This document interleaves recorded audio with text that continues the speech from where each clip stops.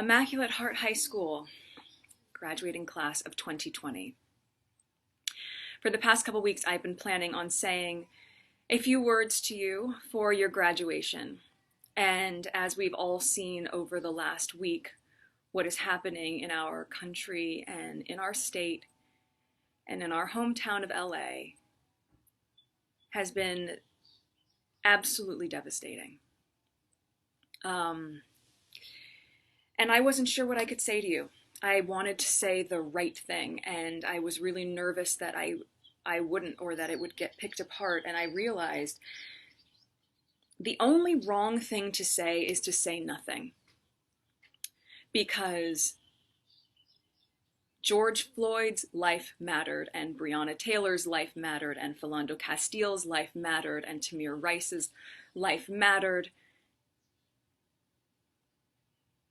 And so did so many other people whose names we know and whose names we do not know. Stephon Clark, his life mattered. And I was thinking about this moment when I was a sophomore in high school.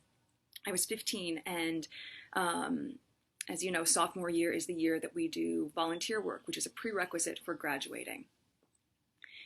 And I remember my teacher at the time, one of my teachers, Miss Palia, said to me before I was leaving for a day of volunteering, always remember to put others' needs above your own fears. And that has stuck with me through my entire life, and I have thought about it more in the last week than ever before. So the first thing I want to say to you is that I'm sorry. I am so sorry that you have to grow up in a world where this is still present. I was 11 or 12 years old when I was just about to start Immaculate Heart Middle School in the fall, and it was the LA riots, which was also triggered by a senseless act of racism.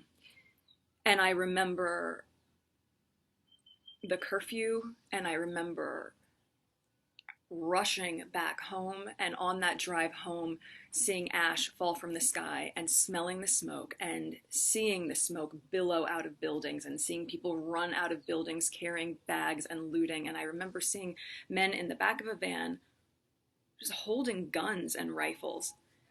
And I remember pulling up to the house and seeing the tree that had always been there completely charred.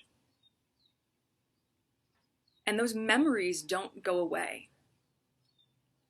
And I can't imagine that at 17 or 18 years old, which is how old you are now, that you would have to have a different version of that same type of experience. That's something that you should have an understanding of, but an understanding of as a history lesson, not as your reality. So I am sorry that in a way we have not gotten the world to the place that you deserve it to be. The other thing, though, that I do remember about that time was how people came together.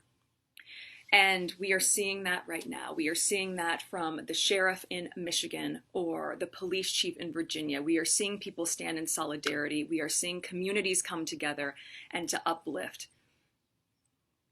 And you are going to be part of this movement.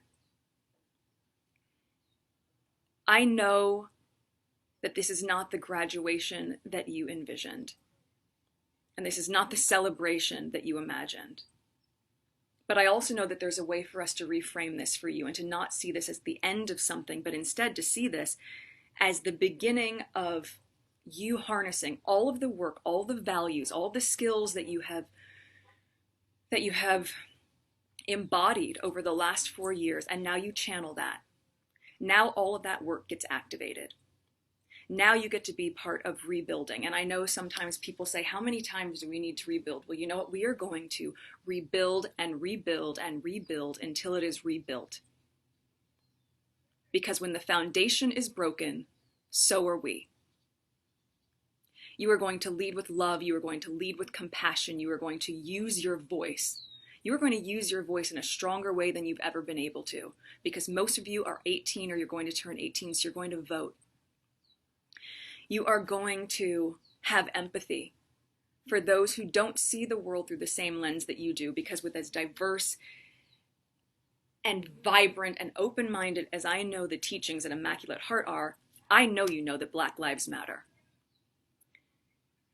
So I am already excited for what you are going to do in the world. You are equipped, you are ready, we need you, and you are prepared. I am so proud to call each of you a fellow alumni, and I'm so eager to see what you're going to do. Please know that I am cheering you on all along the way. I am exceptionally proud of you, and I am wishing you a huge congratulations on today, the start of all the impact you're going to make in the world as the leaders that we all so deeply crave. Congratulations, ladies, and thank you in advance.